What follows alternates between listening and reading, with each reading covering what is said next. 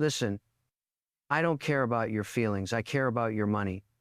And right now, if you're thinking about buying a house in certain states, you're about to make one of the biggest financial mistakes of your life. I'm Kevin O'Leary. I've made millions in real estate. I've lost millions in real estate. And the difference between winning and losing always comes down to one thing: data. Cold, hard, ugly data. And the data I'm seeing right now is screaming at me. There are 5 states in this country where you should never park your hard-earned capital in residential real estate. Not next year. Not under any circumstances.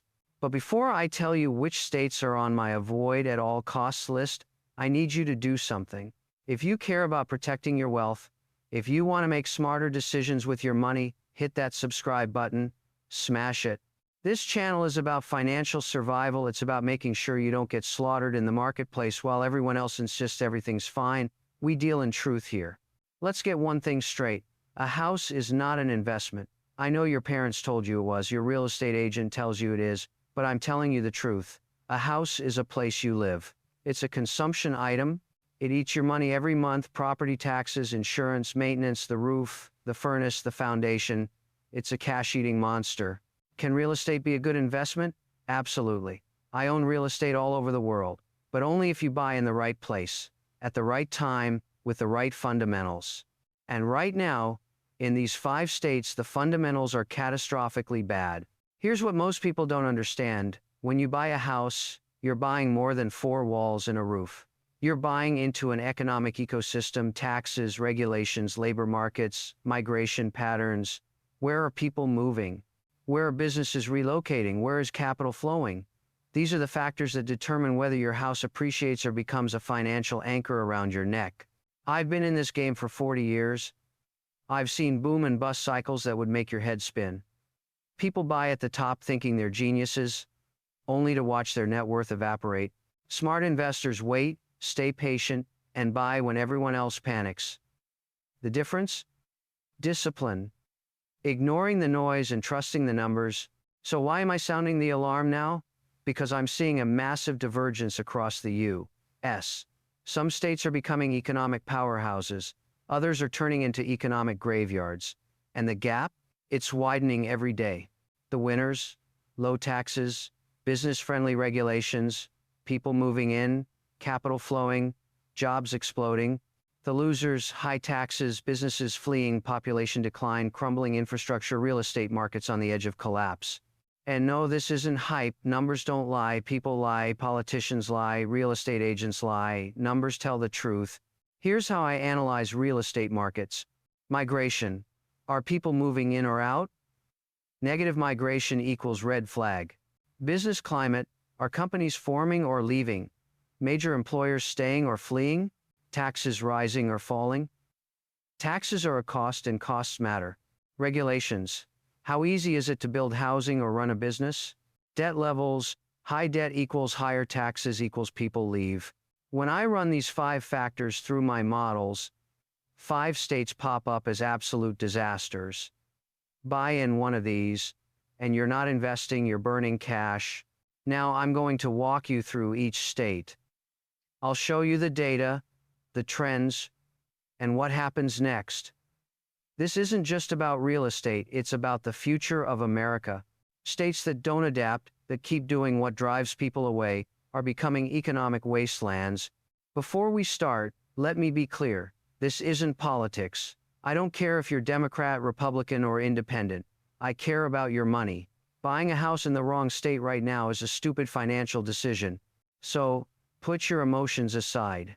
Look at the facts. Be honest with yourself. The real estate market doesn't care about your love for the weather or where your family lives. It cares about supply and demand. And in these 5 states, demand is collapsing. Are you ready? Let's start with state number 1, California. Before you start typing in the comments, let me explain why. I love California. I've made a fortune there. I have investments there. But let me be crystal clear. If you're a regular person thinking about buying a primary residence in California right now, you're making a huge mistake. Here's why. The tax burden is crushing. State income tax can hit nearly 14% at the top bracket. Property taxes, sales taxes, gas taxes, you name it. California has it. And what do you get in return? Roads that crumble, failing schools in many districts, a homelessness crisis out of control, and wildfires that get worse every year. But the bigger problem? Migration. For years now, California has had negative domestic migration. More Americans are leaving than moving in. And who's leaving? The middle class, the people who actually pay taxes, run businesses, and create jobs. They're heading to Texas, Florida, Tennessee, Nevada, anywhere they can keep more of their money. Some will argue, but Kevin, California has tech, Hollywood, the weather. Sure, but tech companies are expanding offices in Austin and Miami, Hollywood films in Georgia and New Mexico for tax breaks. And weather? Doesn't matter if you can't afford to live there. Here's the truth about real estate. Location matters, but value matters more. California homes are overpriced by every metric: price to income ratios, price to rent ratios, you name it. Prices haven't crashed yet only because inventory is low. But as more people leave, more homes hit the market, supply will overwhelm demand, and when that happens, watch out. What scares me most? California's massive unfunded pension liabilities, hundreds of billions owed to retired government workers. How will the state pay? Higher taxes. And higher taxes push more people out. It's a death spiral, and if you own property there, you go down with it. Illinois. Where do I even start? It's a fiscal disaster. Property taxes are among the highest in the country: 2%, 3%, even 4% of your home's value each year. Buy a $500,000 house, and you could pay $15,000 annually just in property taxes. That's more than some people pay in rent. And like California, people are fleeing. Corporations are leaving too. Boeing, Caterpillar, Citadel, they've all moved out. Chicago, once Illinois' economic engine, is in decline. Crime is up. Businesses are closing. The downtown is turning into a ghost town in some areas.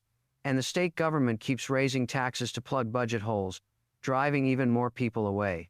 Buying a house in Illinois? You're buying into a broken system? Betting it'll magically turn around? Don't count on it. New York? I've done business here for decades. New York City is incredible. But the state? Economic suicide. Taxes are outrageous. Regulations suffocating. Business hostile. I moved my residence years ago because I was tired of paying massive checks to a government that wastes money. Thousands of high earners are leaving for Florida, Texas, Tennessee states with no income tax. Capital follows tax policy, and right now, it's fleeing New York. The market survives thanks to foreign buyers and people trapped in rent-controlled apartments, but that's not sustainable. Remote work allows people to live anywhere. Why pay New York prices and taxes when you don't have to? The result? Shrinking tax base, rising taxes, more departures, and eventually falling home prices, especially in the suburbs and upstate. If you bought at the peak, you're going to lose a fortune. New Jersey, the highest property taxes in America. Modest house, you could pay $20K, $40K a year just in taxes. Roads, crumbling. Public pensions, broke. Politicians, raise taxes at every turn. Geographically, New Jersey should thrive sandwiched between New York and Philadelphia. But people are leaving for lower tax states. Businesses are leaving too, chasing profitability and survival. Remote work further erodes the commuting advantage. If companies leave, jobs leave. And when jobs leave, housing demand collapses. And when the jobs leave, the housing market collapses. State number 5, Connecticut. Connecticut is a textbook example of what happens when a state makes bad policy decisions for decades. It was once wealthy insurance companies, financial services, manufacturing, but over time, taxes and regulations kept rising. Doing business became harder and harder, and the companies left. General Electric left. Aetna left. Hedge funds and financial firms moved to Florida. Real estate in Connecticut, especially Fairfield County, is still expensive, but that value is mostly historical. It was where wealthy New Yorkers lived to escape NYC taxes. Now, with remote work, you don't need to live near New York anymore. You can live in Florida or Texas and pay zero state income tax. Why stay in Connecticut, paying high property and income taxes and enduring 6-month winters? You wouldn't, and increasingly, people aren't. Population has been flat or declining for years. Young people leave after college because there are no jobs. Wealthy retirees leave to escape taxes. That leaves a shrinking tax base supporting a bloated state government and massive unfunded pension liabilities. Here's the scary part. Home prices are still high in some areas because inventory is low. Owners don't want to sell at a loss, but that won't last. Eventually, more homes hit the market, buyers disappear, and the market collapses. Now, let's be clear. I'm not saying these states will disappear or that everyone should pack up tomorrow. I'm saying this. If you're buying real estate as an investment, if you're thinking about parking your money for the next 10, 20 years, these 5 states are the wrong choice. The trends, fundamentals, and numbers are all against you. As I always say on Shark Tank, the numbers don't lie. Right now, the numbers scream stay away. So, where should you invest instead? What states are actually worth your money? That's the right question. Complaining is easy, finding solutions is hard, but I'm going to give you the framework. Here's what I look for in a market. Positive net migration, people moving in, not leaving. Business growth, companies relocating in, not out. Business-friendly taxes, not zero, but reasonable. Taxes pay for schools, infrastructure, safety, but they need to be sustainable. Sound state finances, governments living within their means, no massive unfunded liabilities. Real job creation, private sector jobs that produce value. Looking through that lens, a few states stand out. Texas, Florida, Tennessee, Arizona, North Carolina. These states are winning because they do the opposite of California, Illinois, New York, New Jersey, and Connecticut. Low or no income tax, reasonable regulations, booming business, and people moving in. But don't just rush to buy. Timing matters. Prices in these hot markets have already risen, sometimes too fast. You need to research neighborhoods, markets, and specific properties. Here's the key. If you buy in a growing state, even if you overpay slightly, demographics and economic growth are on your side. Over time, fundamentals will bail you out. Contrast that with a dying state. Even a great deal can turn into a bad investment. Hartford, Connecticut is a perfect example. You might buy a $400,000 house at a discount, but in 5-10 years it could drop to $350,000 because the population is shrinking, the economy is weak, and people are leaving. That's a good deal on a bad investment. Remember, price is what you pay. Value is what you get. Value is determined by fundamentals, not nostalgia or feelings. The market doesn't care about memories or personal preference, it cares about supply and demand. One last thing, interest rates. Everyone worries about them. Kevin, rates are high, should I wait? Rates matter, but location matters more. High rates in a growing market are better than low rates in a dying market.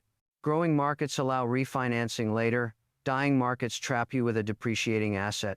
I've invested through rates from 3% to 18%, and the lesson is clear.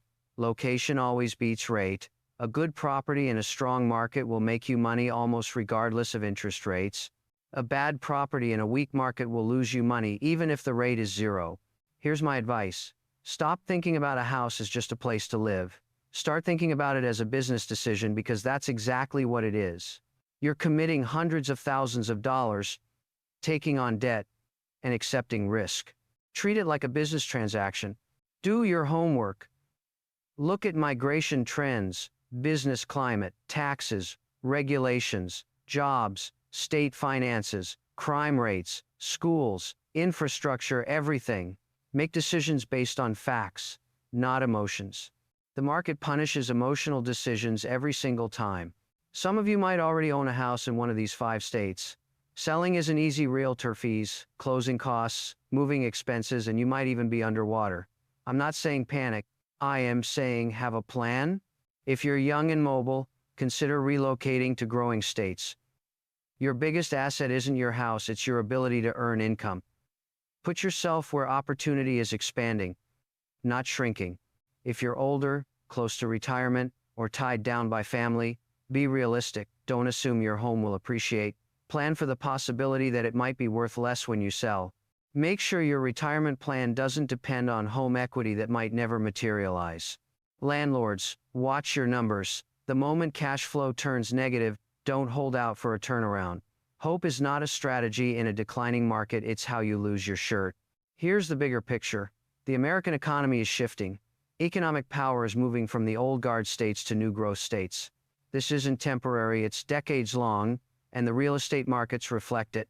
States that embrace low taxes, welcome businesses, and treat residents well will thrive. States that continue high taxes, overregulation, and hostility toward business will decline. You have a choice: ignore the warning signs or face reality. You can buy in California, Illinois, New York, New Jersey, or Connecticut and hope for the best, or you can look at the data and make a smart decision that protects your wealth. I've been successful not because I'm smarter than everyone else, but because I face uncomfortable truths, change my mind when facts change, and go against the crowd when it's wrong. Right now, the crowd is wrong about real estate in these 5 states. If this video opened your eyes, like, share and subscribe. Share it with anyone thinking about buying property. It could save them from a financial disaster. Take action. That's what separates successful people from everyone else. Grab a piece of paper, write down where you're considering buying. Review the 5 key factors: migration, business climate, taxes, regulations, and fiscal health. Do your research. Be honest. If the data says it's a mistake, have the courage to change course. Don't let ego, sunk costs, or others' expectations control your decisions. Your money, your future, your family's security. Final thought: the real estate market is unforgiving. It doesn't care about dreams, plans, or feelings. It only cares about fundamentals. Right now, the fundamentals in California, Illinois, New York, New Jersey, and Connecticut are broken.